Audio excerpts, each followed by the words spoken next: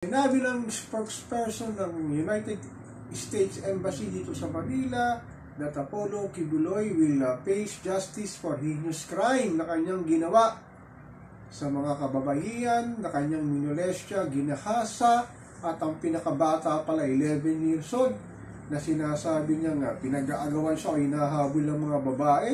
11 years old na bata, habulin ka? Grabe talaga to si Pastor Kibuloy, ano?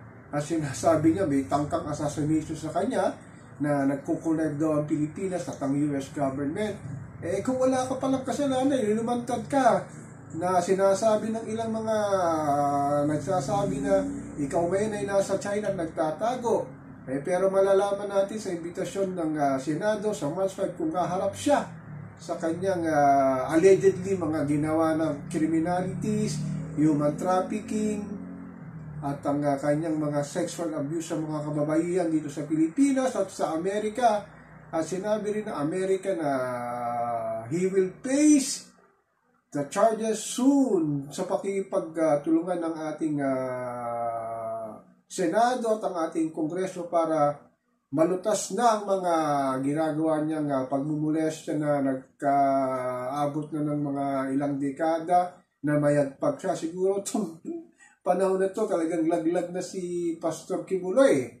Kahit na sinasabing dikit siya sa mga Duterte at kay Senator Robin Padilla, wala na siyang kawala dito dahil nga yung mga complainant nagkumpulan at itinutubo siya na ginahasa sila, magmula na sila bata at nagdalaga at naging mature na, nagiging servant sa kanya, na yun ang kanyang gawain. Nakala ko nga, noong isang araw, sinabi ko, mahilig siya sa Daisy 6, Daisy 7. Yun pala, as young as 11 years old, ginamit na niya para sa kanyang makumundong pagnanasa.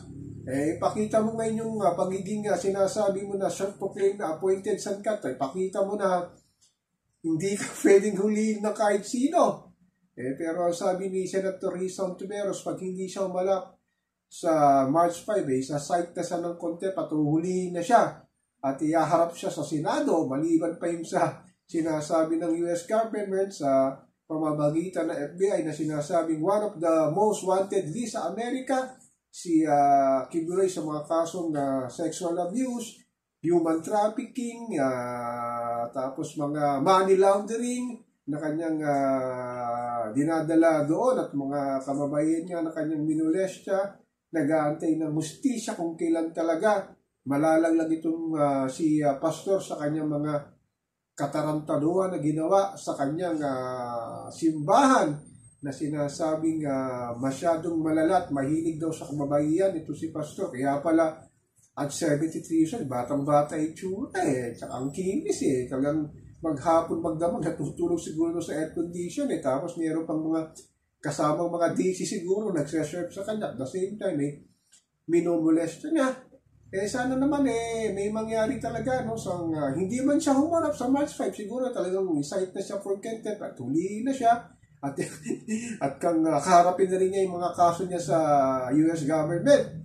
Ako po si Papa Ken, patuloy po ako magmimiro, magmamatsyag kung saan patutungo itong sinasabing kaso ni Pastor Kibuloy na nag-aabang na rin ng mga mainstream media, ang mga social media platform, mga vlogger at lalong-lalo na yung US government kung sakali na lumantad ito at mapakita sa Senado para matapos na yung mga agam-agam natin kung totoo may sinasabi sa kanya, yung mga allegation niya na pwede namang niya i-deny, kung di naman niya may i-deny, patotohanan ng mga complainant sa kanya. So, ganun talaga. So, mag-aabang tayo kung anong kainat na nitong kaso ni Pastor Apollo Kibuloy.